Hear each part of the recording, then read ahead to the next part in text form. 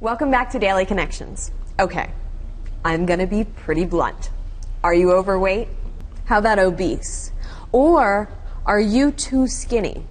Most people have an idea of their weight. However, many of us haven't a clue as to what our size tells us about ourselves. With obesity being a real threat to Americans, as well as eating disorders, awareness concerning whether we have a weight problem is crucial.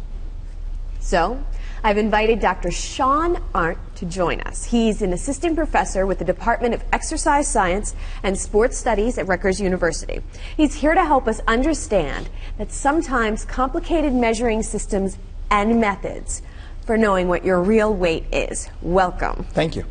Thanks for being here today because, you know, it's not just about stepping on the scale. No, it's really not. I mean, that's part of it, but it doesn't answer the whole question. Really? And what is the whole question? Really, the whole question is, it's more than just a weight issue. It really has to do with what your body composition is. So, lean body mass versus body fat. And really, that's what you're asking when you ask, are you over fat? It's more than just a weight issue. If you're looking to lose weight, you could lose a limb and you're going to lose weight. Losing fat's a different story. Losing fat's a different story. That's an interesting point. It's not just about the weight. All right, so are there some at-home methods that people can use to determine if they're over or under weight? Sure. I think one of the most common that you see that has kind of replaced our height to weight tables, because those are somewhat skewed and they're based on some averages that don't really apply That's anymore. When you see the weight going down one side, the height on the other, and you kind of end up in a box somewhere in between. Exactly. And and life insurance companies had used that for a long time in terms of determining risk, and we find that it just doesn't match up well necessarily to some of the morbidity and mortality factors in terms of illness, disease, death.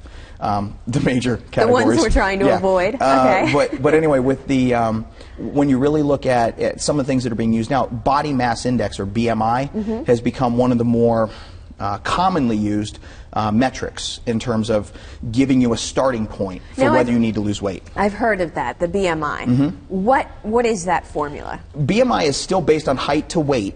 All right, but what it is in this case is, and the formula can be kind of confusing for people, so at the end I'll kind of tell you what you can do with this, but it's basically your weight in kilograms divided by your height in meters squared. All right, so so for example, I'll give you a couple quick conversions, but if you know your weight in pounds, just divide it by 2.2. That'll give you your weight in kilograms. All right. All right. Your height in inches, 1 inch is about 2.54 centimeters, and then you can convert that to meters from there. The other thing you can do that's even easier is if you go online, there's a number of sites. Seriously, if you just put... Because there's tons of calculators out there. And if you just put in BMI into like Google, one of the first sites that comes up is for the National Heart, Lung, and Blood Institute. They've got a very easy calculator to use. It's based on inches and pounds, and it converts it for you. So it's fairly easy to use in that case. Okay, so once I've got that number, what's it saying to me? Well, the idea behind it in terms of what it's saying to you, what's it possibly saying to you, is whether or not you are at risk for health issues based on whether you are overweight or not. Okay? So the cutoff for what the CDC considers to be overweight is 25. Okay, so if you've got a number below 25, then you're in a safety zone. Up to a point. Because if you go too low, as you start hitting like, 14, 15, 16, that range, now you're looking at underweight. There's equal health risks at that far end as there are up in the where your overweight body and obesity. begins shutting down. That's exactly right. And now you've got hormone regulation problems. That's typically where we might be looking at eating disorder issues and things like that. So really we're looking between a 19 to 25, 18 to 25 range? Roughly, yeah. That's a good starting point. And then really what starts to happen is even at 25, there's a little bit of room for error. It kind of depends on what your lifestyle is like, how active you are, and things like that. Yeah, because there's exceptions to the rule. You might have a slightly higher number if you've got a large amount of muscle, correct? Absolutely. Because it weighs more than fat. Yeah, and probably one of the best examples of that is if you take a linebacker in the NFL. You're not talking about somebody that's fat. You're talking about somebody that on average might be between 8 and 12% body fat. Some of them are lower than that. They would actually classify in most cases as obese.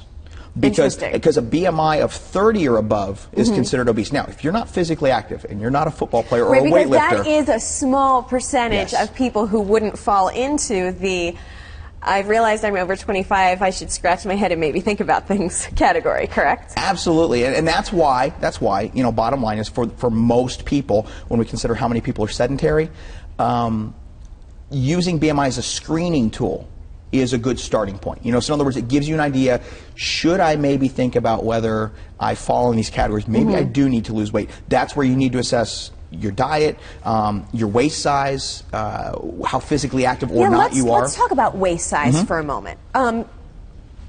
What is the deal with that? I know there's other testing methods you could do at home, and one of them has to do with comparing your waist and something else. Waist and hip. Okay, so waist to hip ratio is really, along with BMI, is probably one of our better indicators of health risk because it is tied to a number of cardiovascular disease factors. So what you would do is, if you take a tape measure, now you can't squeeze it, so you can't no sucking in. No sucking in. But the first measurement should be about belly button level, right at the navel, and the second measurement would be at your hips at the widest point. Okay, so at the point where your butt's the biggest. Okay, that's what you're looking for. You divide your waist by your hip in terms of the inches. You can do it centimeters, inches, doesn't matter. If you're a female and that ratio is above 0.8, you're at risk. Okay, there's cardiovascular disease risk factors. If you're a male and it's above 0.95, then you're at risk. Now we're just really measuring or comparing this area here. What makes this so important? Why is this such an alarm system? That's a great question. When we look at body fat, it's not just how much you have, but where you carry it that really matters. And when we look at the waist, one of the problems we have is if you have a very large waist, so males over 40 inches and females over 35, those are big risk factors. What you're basically doing is you're carrying what we call visceral fat, organ fat, basically, the fat that surrounds the organs. There's some very unique properties about that kind of fat that elevates cardiovascular disease risk factors and really is tied into heart disease in particular, some cancers. So it's not just about that fat you can pinch right here. It's not. That's part of the story. The rest of it is kind of what's going on underneath too. And that's the part that a lot of people miss. But you look at a guy with a big beer belly or something like that. That visceral adiposity, that visceral fat, that's what we worry about. Why do you think it concentrates in that area? Is it something that someone's doing wrong? No, to be honest, that's where genetics will get you. Really? I mean, genetics really plays a major role because if you take a lot of women that are trying to lose weight, everybody will have that problem area, that last place to go, right, where the fat's just not coming off, and I've done a million leg lifts or what, you name it, it's that problem area. It's hormone determined. Basically, there are some very key enzymes. So there's somebody to blame, mom, grandma? Basically, when it comes to body composition and body build, pick your parents well. Pick your parents well. That's basically, in many cases, the genetic side of that really does play a major factor. So the fact that it is genetic and there's not a lot of control we have over it doesn't negate the fact that if we've got that right around that middle area particularly, we've got to get rid of that. Yeah, I mean, basically what it comes down to in that case is that's where physical activity is going to be so important because you're fighting genetics slightly in the first place. What it might determine is your body shape and body size from a genetic standpoint. It doesn't determine what you can do from a health standpoint. And the other thing too is if nothing else, you have to be a little more aware of it. You might have to be more cognizant of the fact that you might have to work a little harder, watch your diet a little more closely because of where you tend to accumulate fat. And can you focus your workout on the area that you tend to accumulate fat? Is that helpful? No, not at all. Really? It's basically considered spot reduction. It's a myth. It doesn't work. Really? Spot reduction. So you want something that's general and overall? Yeah, I mean, basically, you want a total body type of program over the course of a week and things like that. But so I don't care. You can do thousands of crunches, knock right. yourself out. But if you do 1,000 crunches a day, and you're looking for that six pack, but you're carrying a ton of fat, you got a keg.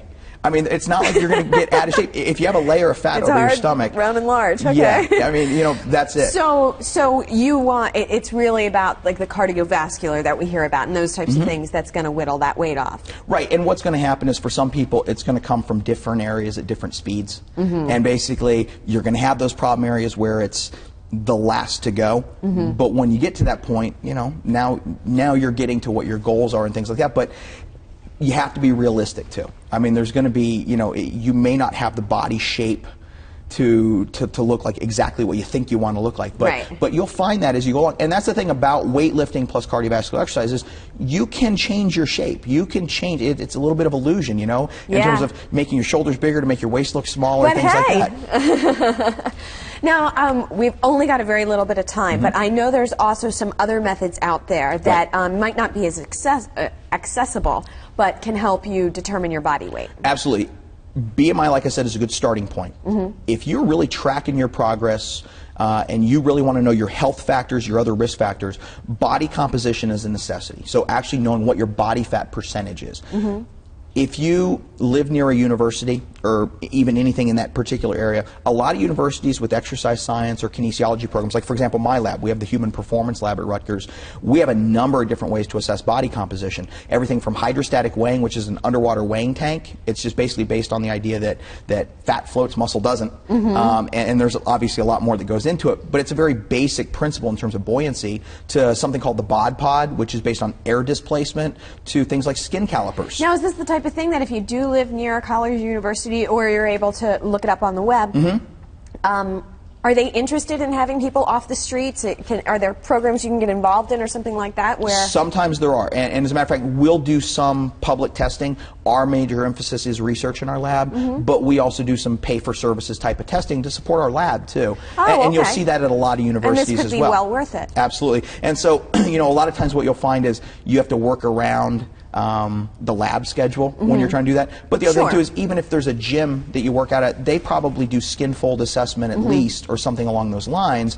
You can look at that. Some things are better than others. There's some things you'll run into. What is it that makes them better? That can make them, is it one is the tester. Yeah, the accuracy is very key in terms of how valid the formula is. You're not doing it to yourself and even subconsciously sucking in as you measure. And there's some things that are very very prone to dehydration effects. There's a thing called a bioelectrical impedance, which is it's very easy to use. You see a lot of handheld testers. The scales, where you can step on it, it'll tell you your body fat. Those are BIA analyzers. They're based on the idea that because muscle's mostly water and electrolytes, it's going to conduct an electric current. It's not like there's not this really high voltage running through you. You don't even feel it.